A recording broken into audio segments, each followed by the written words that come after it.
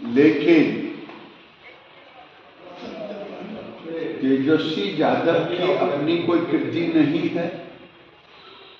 तेजस्वी यादव जी अगर लालू जी के बेटे ना होते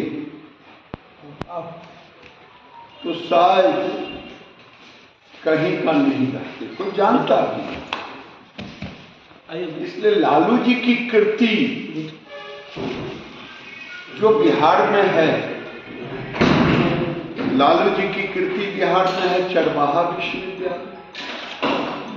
लालू जी की कृति है लूट, अपहरण, बलात्कार, हत्या।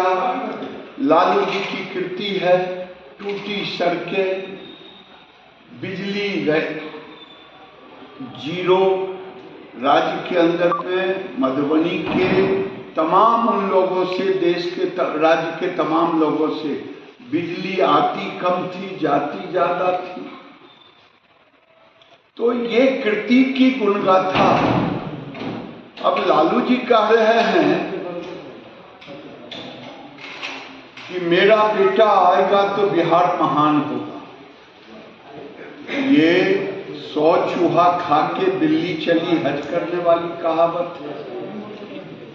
जिनके एजेंडा में विकास नहीं हो, आज 2005 के पहले का बिहार आज के बच्चे ने नहीं देखा है, जो 30 साल 35 साल के हैं। मैं उन नौजवानों से कहना चाहता हूं, मेरी बात पर आप यकीन ना करें, अपने बुजुर्गों से पूछें। शाम के ढलते लोग घर वापस आ जाते थे, दुकानदार अपनी शटर बंद कर लेता था। बिहार में सड़कें नहीं थी गांव में, आज बिहार में सड़कों का जाल बिछ गया। ये डबल इंजन की सरकार, हर जिले में मेडिकल कॉलेज बन रहा है, एम्स बन रहा है, आज आईआईटी का विस्तार हो रहा है और एक उद्योग का धीरे धीरे जाल बन रहा है। अभी मैं टेक्सटाइल का मिनिस्टर हूं, मैं देखता हूं तो बिहार में मधुबनी एक नंबर माना जाता था हैंडलूम और खादी का। क्यों समाप्त हुआ? लालू जी के राज में समाप्त हो गया। अब ये रोजगार की बात करते हैं। इन्होंने अपने पूरे कार्यकाल में 15 वर्ष में केवल 1 लाख सरकारी नौकरी दे पाया। नीतीश जी के राज्य में, बीजेपी और जदयू के राज्य में, एनडीए के राज्य में 12 लाख नौकरियां मिली और आने वाले दिन में ये और नौकरियों की जाल बिछेगी। डबल इंजन की सरकार होने से आप पहले देखते हैं उत्तर बिहार दक्षिण बिहार को जोड़ने का केवल एक गांधी सेतु था। आज बक्सर से लेकर के साहिबगंज तक नदियों पर पाट दिया गया है, 17 पुलें बन गई, यानी विकास का एक जाल सा बिछ गया। और अमेरिका इसलिए धनाढ़ नहीं है कि वहां की सड़कें अच्छी है, अमेरिका की सड़कें अच्छी है इसलिए धनाढ़ हुआ। अब बिहार में भी प्रधानमंत्री ने जो इस बार मखाना का कहा, मखाना बोर्ड, दरभंगा में मखाना रिसर्च इंस्टीट्यूट, बिहार में food technology centre, park, textile park के विषय में लोग कह रहे हैं। अब बिहार में अभी एग्रीकल्चर का, फूड प्रोसेसिंग का एक नया कीर्तिमान स्थापित हो रहा है। तो आने वाले दिन में बिहार डबल इंजन की सरकार, हर जिले में रोजगार के अवसर होंगे। एसएचजी की जो बहनें हैं, जीविका की बहनें, उनको जोड़ करके कोई घर छूटे नहीं और उद्देश्य आने वाले दिन में जो हमने देश के अन्य राज्यों में बहनों के हिस्से में डाला है, चाहे दिल्ली की सरकार हो, चाहे महाराष्ट्र की सरकार हो, चाहे राजस्थान की सरकार हो, चाहे छत्तीसगढ़, किसानों की आय 10 साल में दुगनी हुई है। धान का एमएसपी दुगना हो गया, मक्का का एमएसपी दुगना हो गया, बाजार भाव दुगना हो गया, गेहूं का दुगना हो गया, और आज तक किसानों का केवल 72,000 करोड़ रुपया जो बैंक से लोन लिए थे उसको मिला था छूट, उसका समाप्त हुआ। मोदी जी ने लगभग 3.5 लाख करोड़ से ज्यादा खातों में डाला। अगर ये कांग्रेस और लालू जी का राज होता, उस 6,000 रुपया लेने के लिए भी किसान को चप्पल घिस जाता और ब्लॉक में ही उसका 1/3 पैसा खर्च हो जाता। राजीव गांधी के अनुसार तो 1 रुपया भेजता हूं तो 15 पैसा मिलता है।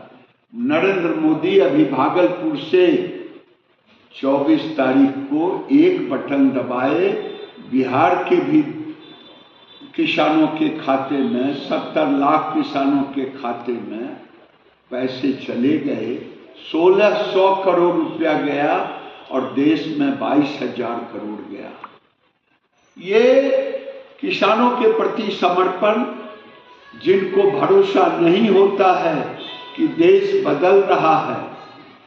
आज केवल बजट ही नहीं बदला है, चाहे बिहार का 26,000 28,000 से आज 3 लाख करोड़ के बजट, देश का आज 16 लाख से 51 लाख करोड़ का बजट, और जो विदेशी मुद्रा है वो 250 से 600 से ऊपर 700 के करीब चला गया। ये बताता है कि देश में विकास की गति बढ़ रही है और आने वाले दिन में एनडीए की सरकार बिहार में बनेगी और एनडीए के नेतृत्व बनेगी। नीतीश कुमार के नेतृत्व में ही हम चुनाव लड़ेंगे, कहीं कंफ्यूजन नहीं है, कहीं कंफ्यूजन नहीं है।